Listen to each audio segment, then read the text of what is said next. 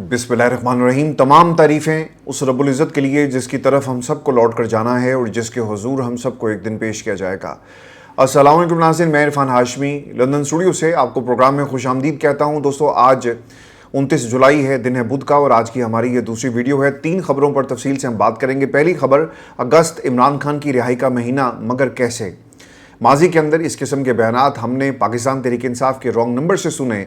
Party की कायदीन ये बातें करते हुए हमें नजर आए, एक के बाद दूसरी तारीख दी जाती है, लेकिन इस दफ़ा अलीमा खान ने ये क्यों कहा कि अगस्त इमरान खान की रिहाई का महीना है। और दोस्तों, इससे जुड़े हुए 3 सवालात, इसकी मुकम्मल तफसील आपके सामने रखेंगे और एक जायज़ा आपके साथ जो है वो शेयर करेंगे आज की इस नशिस्त के अंदर। और फिर दोस्तों, बिलावल नवाज नूरा कुश्ती राउंड 2, और इस राउंड के अंदर पाकिस्तान पीपल्स पार्टी और नून लीग की जो सेकेंड ईयर लीडरशिप है एक दूसरे के ऊपर ताबड़तोड़ हमले कर रही है। और फिर बिलावल ने और दूसरी तरफ मरीम नवाज़ की जो तनकीद थी उसका किस तरह से जवाब दिया, और नवाज शरीफ का पूरा सियासी शजरा नसब जो है वो पाकिस्तान की आवाम के सामने पब्लिश किया है। ये शजरा हमें क्या बताता है, जनरल जैलानी और आज की जो पाकिस्तान की इस्टेब्लिशमेंट है वो नवाज शरीफ को किस तरह से सपोर्ट करती रही, मरीम नवाज़ की फॉर्म 47 की हुकूमत, फॉर्म 47 की वजारत आला, बिलावल का इस हवाले से क्या कहना है, और क्या ये नूरा कुश्ती कश्मीर में होने वाले जुल्म को छुपाने के लिए सब कुछ किया जा रहा है। दोस्तों, इसका भी मुकम्मल हाल आपके सामने रखेंगे।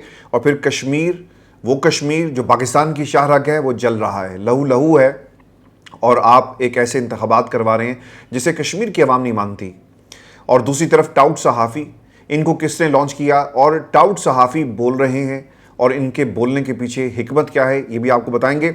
और फिर वज़ीर ने सहाफ़ी का फ़ोन क्यों छीना, और इस फ़ोन छीनने के पीछे मरीम नवाज़, नवाज़ शरीफ और उनके मैंडेट का क्या ताल्लुक है, इसका भी मुकम्मल हाल आपके सामने रखेंगे दोस्तों आज की इस नशिस्त के अंदर। लेकिन प्रोग्राम शुरू करने से पहले मेरी अब तमाम सुनने और देखने वालों से दरख्वास्त है कि आप चैनल को ज़रूर सब्सक्राइब करें। लेकिन फिर सबसे पहले बात करेंगे, 2 रोज़ पहले अलीमा खान से अडियाला के बाहर ये सवाल हुआ कि शाहिद खटक साहब ये कह रहे हैं कि इमरान खान की रिहाई का महीना अगस्त का महीना है, तो क्या आप इससे इत्तेफाक करती हैं। लोगों ने ये सवाल उनसे इसलिए पूछा कि एक तो कंट्रोवर्सी क्रिएट की जा सके कि अलीमा खान कह देंगी कि जनाब बिल्कुल ऐसा नहीं है, और शाहिद खटक साहब के पास कोई ऐसी इन्फॉर्मेशन होगी, हमारे पास ऐसी कोई इन्फॉर्मेशन नहीं है। लेकिन दोस्तों, अलीमा खान ने इस तरह का जवाब नहीं दिया, और जो जवाब आया कि बिल्कुल इमरान खान की रिहाई अगस्त के महीने में मुमकिन है अगर पाकिस्तान की आवाम मुत्तहद हो जाए, पाकिस्तान में तमाम तबकात बाहर निकल कर अपने हकूक़ की जंग लड़ना शुरू कर दें, तो इमरान खान की आज़ादी मुमकिन है। इस निज़ाम से जिस तरह हमने अंग्रेज़ साम्राज्य से आज़ादी हासिल की अगस्त के महीने में, उसी तरह हम इस सिस्टम से भी आज़ादी हासिल कर सकते हैं। तो ये उनका जवाब था। दोस्तों, पाकिस्तान तहरीक इंसाफ के अंदर अगर आप झांक कर देखें, इनकी कोर कमेटी, पॉलिटिकल कमेटी की जो मीटिंग्स हुई हैं, तो आपको ना एक डिफरेंट किस्म की पिक्चर नज़र आएगी। कल एक मीटिंग हुई, उसमें आज तक इमरान खान की रिहाई के लिए कोई हिकमत अमली तय ही नहीं की गई। यानी एज वी स्पीक 5 अगस्त को एक बहुत बड़ा आप जलसा करने जा रहे हैं जिसमें आइंदा का अलामल दिया जाएगा, लेकिन पॉलिटिकल कमेटी, कोर कमेटी के अंदर इमरान खान की रिहाई को लेकर जो एक स्ट्रैटेजी आपकी होनी चाहिए, मेजॉरिटी ने इमरान खान की रिहाई के लिए लॉन्ग मार्च से इनकार कर दिया। उन्होंने कहा कि इससे हालात ख़राब हो सकते हैं, जो कुछ कश्मीर के अंदर हुआ उसी तरह की एक सिचुएशन जो वो डेवलप होगी, लिहाजा हमें इस किस्म की तहरीक से दूर रहना चाहिए। ऐवान के अंदर, ऐवान के बाहर जितना हो सकता है हम जोर डालें, मुज़ाकरात के रास्ते को दोबारा से ओपन किया जाए, इस रास्ते को इख्तियार करें, और यही इमरान खान की रिहाई के लिए सबसे बेहतरीन सलूशन है। दोस्तों, कोर कमेटी और पॉलिटिकल कमेटी की जो गुफ्तगू है गाहे बगाहे इसी तरह बाहर आती रही। अभी कुछ घंटे ही गुजरे थे तो बैरिस्टर गौहर की एक स्टेटमेंट, और उन्होंने इमरान खान की रिहाई और 5 अगस्त को वो क्या करने जा रहे हैं, यानी 3 साल पूरे हो रहे हैं, और बैरिस्टर गौहर की हिकमत अमली क्या थी इसको भी मुलाहिजा करें, और बैरिस्टर गौहर इमरान खान की रिहाई की तहरीक के हवाले से क्या करने जा रहे हैं।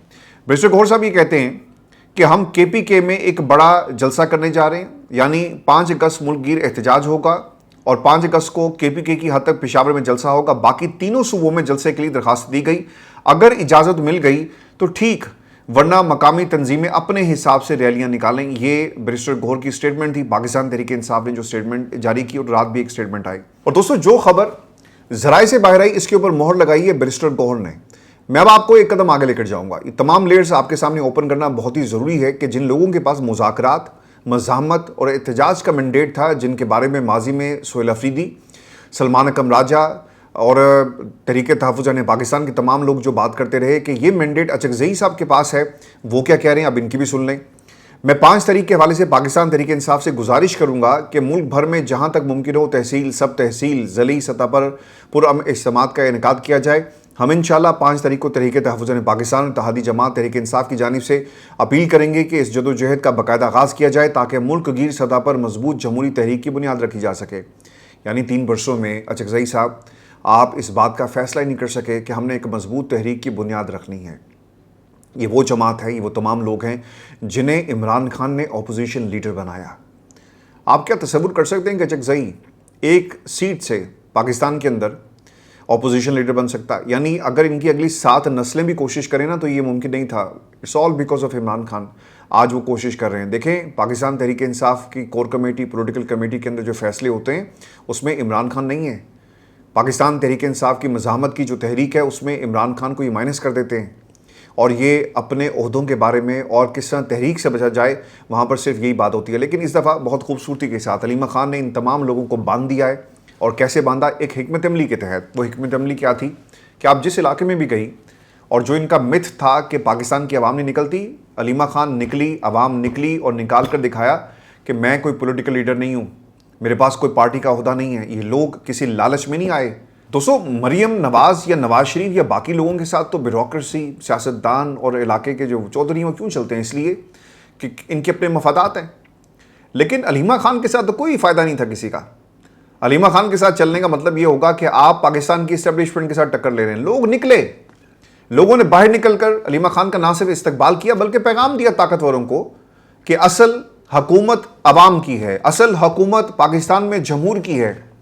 और वो ख़ानदान जो कुर्बानी दे रहा है, हम उस ख़ानदान के साथ 8 फरवरी 2024 को भी खड़े थे और आज भी हम इस ख़ानदान के साथ खड़े हैं। तो जितनी भी प्रॉक्सीज थी इस हिकमत अमली के तहत दोस्तों एक्सपोज हो गई। दोस्तों, एक बात याद रखिएगा, वो इत्तेहाद जो इमरान खान ने इसलिए बनवाया कि एक बड़ी तहरीक होगी, तमाम तबकात को इकट्ठा किया जाए। आज वहाँ पर सिर्फ ट्विटर के ऊपर ये तहरीक चलाई जा रही है। और अचकज़ई साहब के एक स्टेटमेंट को शेयर किया और वो ये कहते हैं कि मैं गुजारिश करूंगा जो कायदीन इकट्ठे बैठकर एक प्रेस कॉन्फ्रेंस नहीं कर सकते, ग्रैंड अलायंस आपने बनाया, आप एक ग्रैंड अलायंस के ज़रिए एक ग्रैंड ऐलान नहीं कर सकते, वो पाकिस्तान तहरीक इंसाफ और इमरान खान की रिहाई की क्या बात करेंगे? अब आ जाते हैं कि 5 अगस्त को इमरान खान की रिहाई मुमकिन है या नहीं मुमकिन, या अगस्त का महीना खान साहब की रिहाई का है या नहीं है। देखिए, एक बात में आपको रियलिस्टिक हमें होना चाहिए। पाकिस्तान में इमरान खान की रिहाई सिर्फ इस्टेब्लिशमेंट की मर्ज़ी से होगी, या दूसरा रास्ता ये होगा, या अगर ये कहा जाए कि मज़ाहमत के रास्ते पे अगर आप चलें तो इतनी मैसिव किस्म की आपको कंपेन करनी पड़ेगी, एक बहुत बड़ा इनकलाब बर्पा हो और ये प्रेशर मरकज़ के अंदर और पाकिस्तान के ताकतवरों के ऊपर पड़े कि आपको हुकूमत जो है उसमें बैठे हुए लोगों को मजबूर आप कर दें कि वो इमरान खान की रिहाई के लिए सर जोड़ लें और इमरान खान की रिहाई मुमकिन हो। आपके पास जितने भी मौके आए आपने सारे के सारे मौके गंवा दिए। 8 फरवरी 2024 को इमरान खान की रिहाई मुमकिन थी, लेकिन आपने पाकिस्तान में इस मैंडेट को जो चोरी हुआ उस मैंडेट को कॉम्प्रोमाइज़ होने दिया, उस मैंडेट को चोरी होने दिया। होता है ना कि असले के ज़ोर पे कोई आया और आपसे सब कुछ लेकर चला गया तो आप रजिस्ट नहीं करते। इसी तरह पाकिस्तान तहरीक इंसाफ ने भी रजिस्ट नहीं किया। अगर लोग उस वक्त निकलते, आज जो उमर अयूब अलीमा खान के आने पर बाहर निकला और उसने अपनी हाजिरी लगवाई, काश उमर अयूब या इन जैसे दोस्त हमारे निकलते और आज पाकिस्तान के अंदर ये हालात ना होते। दोस्तों, पाकिस्तान के अंदर कश्मीर के हवाले से पीपल्स पार्टी तो एक बयानिया बना रही है कि लूट का माल था, इलेक्शन के अंदर धांधली की जा रही थी, हमें हमारा हिस्सा कम दिया गया और नून लीग को सारा आपने हिस्सा दे दिया। तो वो तो चीख इसलिए रहे हैं, इसलिए वो इस पोजीशन में नहीं है कि जाके धरना दें। आज एक के बाद दूसरी प्रेस कॉन्फ्रेंस, दूसरी के बाद तीसरी प्रेस कॉन्फ्रेंस हो रही है। बिलावल ने तो अब नवाज शरीफ को जो है वो सरेआम कहना शुरू कर दिया कि जनरल जिलानी की पैदावार है, शजर नसब वो खोल के बैठ गया है। पाकिस्तान तहरीक इंसाफ का ये मसला नहीं था। 8 फरवरी 2024 को आपके वोट के ऊपर डाका डाला गया, आपके पास अपॉर्चुनिटी थी लेकिन आपने कुछ नहीं किया। आज कश्मीर जल रहा है, आज बलूचिस्तान जल रहा है, हालात ख़राब हैं, सिंध के हालात ख़राब हैं, पंजाब के हालात ख़राब है, KPK के हालात ख़राब है, पूरा मुल्क, इकॉनमी आपकी आपसे हैंडल नहीं हो रही। और आपने क्या किया? आप एक प्रेस कॉन्फ्रेंस नहीं कर सके। आज मैंने सोहेल अफरीदी को सुन रहा था। सोहेल अफरीदी जो तकरीरें करते हैं ऑब्वियसली शोला बयानी से काम लेते हैं और इनकी तकरीरों में एक नारा हमने सुना था अली मीन गंडापुर से कि इस दफ़ा हम ना आए तो हमारे जनाजे पढ़ना। सोहेल अफरीदी आया, एक नया नारा मिला पाकिस्तान की आवाम को और वो नारा था कि इस दफ़ा हम इश्क इमरान में मारे जाएंगे। आज सोहेल अफरीदी ने एक और नारा दिया, सुने इसको और फिर इस पर तफसील से बात करेंगे। एक सुहेल अफरीदी के जाने से कुछ नहीं होता, मुझे मार दे, मुझे शहीद कर दे, कुछ भी नहीं होता।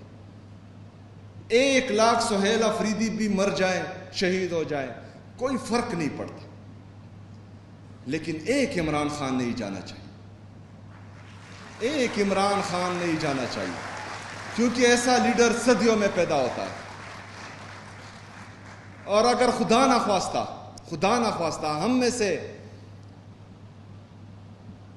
हम सब के होते हुए इमरान खान साहब को कुछ हो गया, तो याद रखना कि जिस तरह हम 78 साल से जलील और ख्वार हो रहे हैं, तो बाकी उम्र भी हमें जो है इस तरह ही बिल्कुल इसी तरह गुजारने, हम तो गुजारे मेरे भाई, लेकिन कौम आपकी तरफ देख रही है। आपने क्या किया? अभी तक पाकिस्तान तहरीक इंसाफ जो है वो कोई लाएमल नहीं दे सकी। और दोस्तों, बात करेंगे पाकिस्तान पीपल्स पार्टी और नून लीग के दरमियान नूरा कुश्ती का राउंड 2 शुरू हो चुका है, जिसमें ताबड़तोड़ हमले किए जा रहे हैं। और इस नूरा कुश्ती के पीछे असल हकाइक क्या हैं दोस्तों, 1 बाय 1 आपके सामने रखेंगे। लेकिन उससे पहले ये बयान बिलावल जरदारी का सुने, जो उसने नवाज शरीफ के बारे में कहा। सुने। जब पहले दफा इनका जमात का कायद पंजाब का वजीर आला बना, तो वो धांधली की वजह से और IJI का कहानी की वजह से वो वजीर आला का कुर्सी संभाला। जब इनकी जमात का कायद पहली दफा वजीर आजम बना, तो अस्कर खान केस के नतीजे में और धांधली ज़दा वजीर आजम बना। जब तीसरी दफा वजीर आजम बना, तो आरओ इलेक्शन की वजह से वजीर आजम बना। अगर कोई आज वजीर आला का कुर्सी कोई संभाल रही है, और अगर कोई वजीर आजम का कुर्सी संभाल रहा है, तो बच्चा को मालूम है कि ये आपकी कारकर्दगी की वजह से नहीं, ये आवाम की वोट की वजह से नहीं, ये फॉर्म 47 की वजह से, फॉर्म 47 की वजह से। बिल्कुल ठीक है, फॉर्म 47 की वजह से बैठे हुए। तो मेरे भाई, छोड़ो इस हुकूमत को और निकलो इस इत्तेहाद से और तहरीक चलाओ। पाकिस्तान की आवाम बिलावल तुम्हारे साथ खड़ी होगी। ये जो तुम बार बार कहते हो ना, पॉलिटिकल कैपिटल हमारी ताकत, अरे भाई ज़रा जाकर अपने इस पॉलिटिकल कैपिटल के ख़जाने में देखो, कुछ बचा भी है कि नहीं। अगर वाकई ये इत्तेहाद, ये पाकिस्तान में 47 की हुकूमत है, तो इस हुकूमत को बनाने की जो पहली अगर काविश कहा जाए या पहली जो सपोर्ट थी, वो आपकी तरफ से आई। या तो पाकिस्तान की इस्टेब्लिशमेंट को डायरेक्ट बुरा कहो, या ये कहो कि फॉर्म 47 बनाया किसने? पाकिस्तान की इस्टेब्लिशमेंट ने। और तुम उस ग्रैंड प्लान का हिस्सा थे, बेनिफिशियरी हो। सदर साहब को कहो कि कुर्सी से उतर जाएं, 2 जो तुम्हारे गवर्नर हैं उनको कहो कि घर बैठे, हम तहरीक चलाएंगे। पाकिस्तान तहरीक इंसाफ, पाकिस्तान की आवाम आपके साथ खड़ी होगी। लेकिन आप ऐसा नहीं करेंगे, क्योंकि ये एक नूरा कुश्ती है। और आज जो शजर नसब जो आपने बयान किया, जब इनके हालात ठीक होंगे ना, तो ये कहेंगे कि जनाब देखें, हमारे दरमियान गलत फहमियाँ फैलाई गई। जिस तरह बेनज़ीर की तस्वीरें जब फेंकी गई, मरीम से सवाल हुआ तो उन्होंने कहा जी कि हमने नहीं किया था, उस वक्त की पाकिस्तान की इस्टेब्लिशमेंट ये सब कुछ करवा रही थी। तो ये फैसला कर लें कि इस्टेब्लिशमेंट बुरी है, आप बुरे हैं, इमरान खान बुरा है, पाकिस्तान की आवाम बुरी है, फॉर्म 47 बनाने वाले बुरे हैं, कौन बुरा है? आपको क्या लगता है कि पाकिस्तान की आवाम इतनी बेवकूफ़ है? जो कुछ कश्मीर के अंदर हो रहा है, इसको छुपाने के लिए पाकिस्तान की आवाम को बेवकूफ़ बनाया जा रहा है।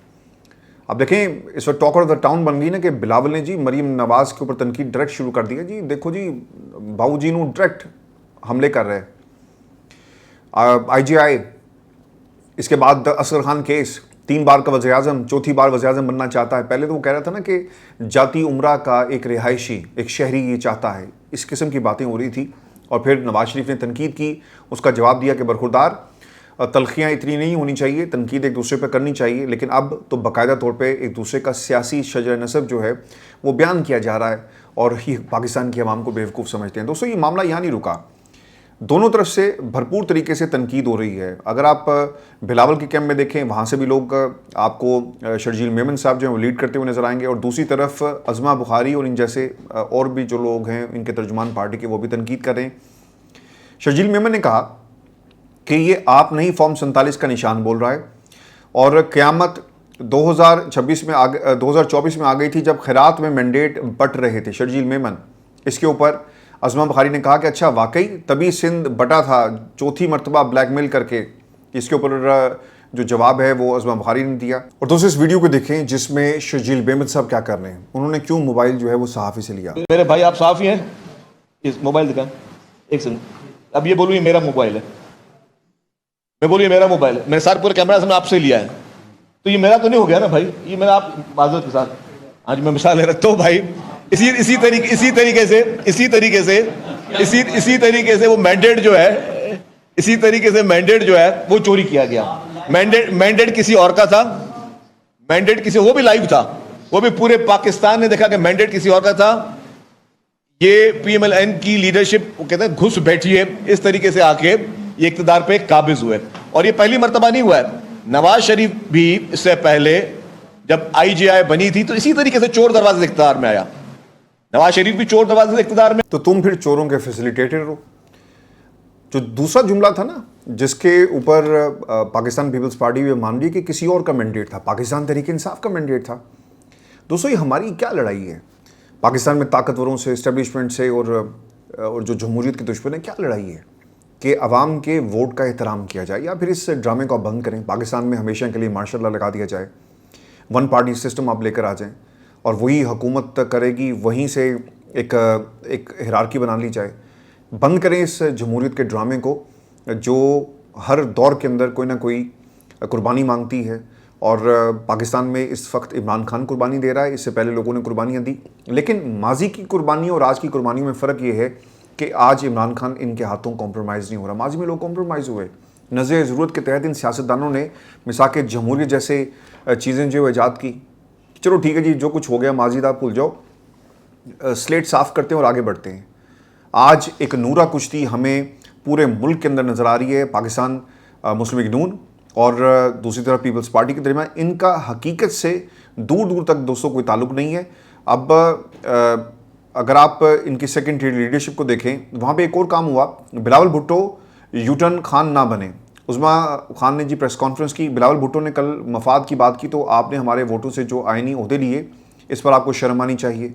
बिलावल भुट्टो ने कल किसी का गला पकड़ा और फिर रात तक पाँव पकड़ कर बैठे रहे और वजाहतें देनी पड़ी। आप अपने पाँव पर खड़े तो हों, आप यू टर्न खान तो मत बने। अच्छा, अगर रात को उन्होंने किसी के पाँव पकड़े हुए थे तो ये भी ज़रूर बता दें कि आपने किस किस के पाँव पकड़े और आप पाकिस्तान की हुकूमत कैसे हासिल करके आज इक़्तिदार में बैठे हुए हैं, किस तरह से आपको नवाजा गया। देखें, इस्टेब्लिशमेंट की भी तो मजबूरियाँ बन जाती है ना कि अच्छा एक जमात को आप पालते हैं, फिर उसके नाज नखरे भी उठाए जाते हैं, फिर उसको ज़रा ना टाइट करने के लिए उसके ख़िलाफ़ केसेस भी ओपन कर दिए जाते हैं। तो ये भी कौम को बताएं कि आपने किस किस के पाँव पकड़े। नून लीग क्या करती रही है, जब इन पे बुरा वक्त आता है ये पाँव पकड़ लेती है, जब इनके थोड़े से हालात ठीक होते हैं तो ये गला पकड़ लेते हैं। बिलावल भुट्टो की जी नकल भी उन्होंने उतारी। पंजाब में भी जब ज़्यादा बारिश होता है तो ज़्यादा पानी आता है। आज भी रात से बारिश हो रही है लेकिन पानी ड्रेन हो रहा है। मैं बिलावल भुट्टो को दावत देती हूँ कि पंजाब आएँ और यहाँ से कुछ सीखें। बीबी लाहौर की जो कच्ची आबादियाँ हैं, आप उनमें जाकर देखें, पानी नहीं निकल रहा, लोगों की ना बदवाएँ निकल रही हैं, लोग झोलियाँ उठा उठा कर आपको बदवाएँ दे रहे हैं। ये ना मेन शाहराहों को, मेन आर्टरीज जो हैं उनको जब पानी निकाल कर कहते हैं देखें पंजाब में कितनी तरक्की हुई, ऐसा नहीं है। लाहौर अगर पंजाब है तो ये आपकी खाम ख्याली है। पूरे पंजाब का पैसा आपने लाहौर में लगा दिया।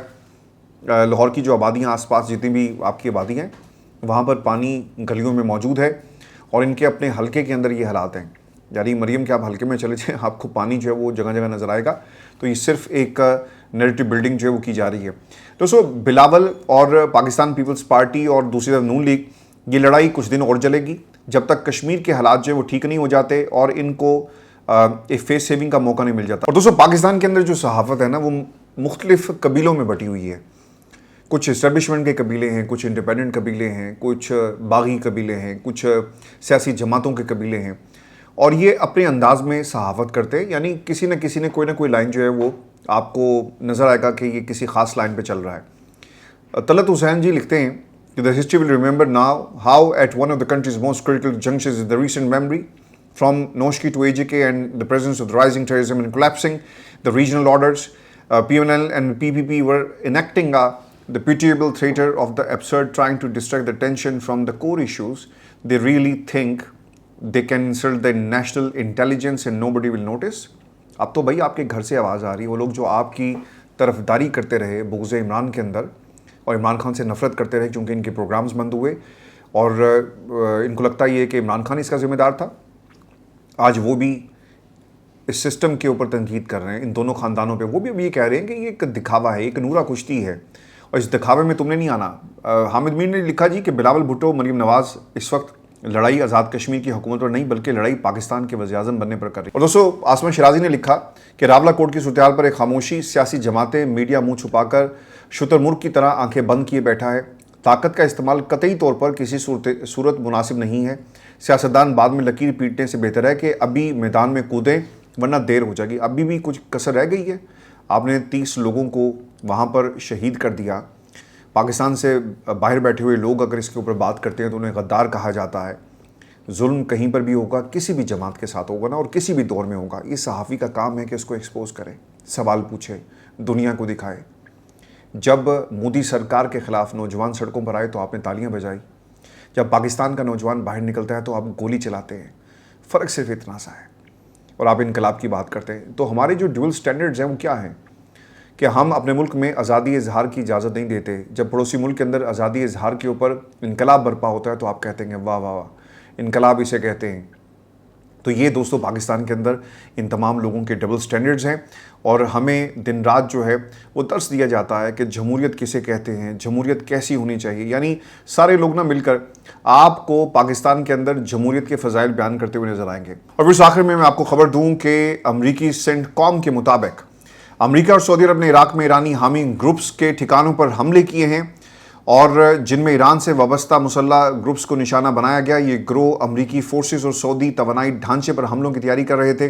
ईरान नवाज़ ग्रुप्स के हमले नाकाम बना दिए गए और सऊदी वज़ारत दिफा ने अपने बयान में कहा कि इराक में ईरान नवाज़ ग्रुप्स के ठिकानों पर हमले किए। हमले के अमरीकी सेंट्रल कमांड के साथ मिलकर किए गए। ईरान नवाज़ ग्रुप्स ने सऊदी तेल तंसीबात को निशाना बनाया और ये कार्रवाई इन ग्रोहों के हालिया ड्रोन हमलों के जवाब में की गई। सऊदी अरब का दौरा मौखर कर दिया जी। अरब मीडिया रिपोर्ट कर रहा है कि इराकी हुकूमती ज़राए के मुताबिक इराकी वज़ीर-ए-आज़म का सऊदी अरब का दौरा मौखर। इराकी वज़ीर-ए-आज़म अली अल ज़ैदी को जुमेरात के रोज़ सऊदी अरब पहुँचना था, जहाँ उन्होंने मुख्तलिफ़ शोबों में मफाहमती यादाश्तों के ऊपर दस्तखत करने थे, लेकिन अब उन्होंने अपना जो दौरा है उसे मौखर कर दिया। दोस्तों, इसके साथ साथ ईरान चीनी डिफेंस सिस्टम अब ख़रीदेगा, ये भी मैं आपको खबर दे दूं। रॉयटर्स ने ज़राए के हवाले से रिपोर्ट किया कि ईरान आइंदा चंद हफ्तों में चीन से कंधे पर रखकर फायर किए जाने वाले तकरीबन 400 एयर डिफेंस सिस्टम्स की पहली खेप हासिल करने वाला है और इस मुआहदे की मालियत 60 से 70 मिलियन डॉलर के दरमियान है और इसे ईरान की जानिब से शॉर्ट रेंज एयर डिफेंस को मजबूत बनाने की अहम कोशिश करार दिया जा रहा है। लेट्स सी कि जी क्या होता है। और दोस्तों, मैं आपको उर्दन के हवाले से खबर दे दूँ कि उर्दन का ईरान से आने वाले 5 मिसाइल मार गिराने का ये दावा है और इसके ऊपर डोनाल्ड ट्रंप की भी एक स्टेटमेंट आई और अमेरिकी सदर डोनाल्ड ट्रंप ने उर्दन में अमेरिकी फौजी अड्डे पर ईरान के हमलों का सख्त जवाब देने की धमकी दे दी। अमेरिकी मीडिया को इंटरव्यू देते हुए ट्रंप ने कहा कि ईरान ने उर्दन में फौजी अड्डे पर सरप्राइज मिसाइल हमले किए, तहम अमेरिकी फ़ौज ने मिनटों में ईरान से फायर किए जाने वाले इन मिसाइल को जो है मार गिराया। तो अब ये जंग नहीं रुकेगी, मज़ीद आगे बढ़ेगी। कुछ देर के लिए रुकते हैं, अपने काम पूरे करते हैं। काम पूरे करने के बाद एक विंडो क्रिएट की जाती है, मुज़ाकरात की मेज़ के ऊपर बैठते हैं, फिर अपने ऑप्शंस को एक्सप्लोर करते हैं, फिर जंग के मैदान में उतर जाते हैं। और यही पॉलिसी हमने जून 2024 के बाद यानी 2025 से अब तक अमेरिका की देखी है। व्यूअर्स, इस पर इरफान हाशमी टॉक्स पे हमने तफसील से बात की है और इरफान हाशमी टॉक्स के ऊपर जाकर आपने मोसाद के जासूस ईरान के अंदर क्या कर रहे हैं इस वक्त और किस तरह से मुश्तबा खामनाई की तलाश जारी है और क्या मुश्तबा खामनाई को शहीद कर दिया जाएगा, कोशिश वो कर रहे हैं और जो ख़त किताबत हो रही है, जो पुराना सिस्टम इस्तेमाल किया जा रहा है, इस पर हमने एक रिपोर्ट बनाई है, जाकर उसे ज़रूर देखिएगा। अपना ख्याल रखें, इजाज़त दीजिए।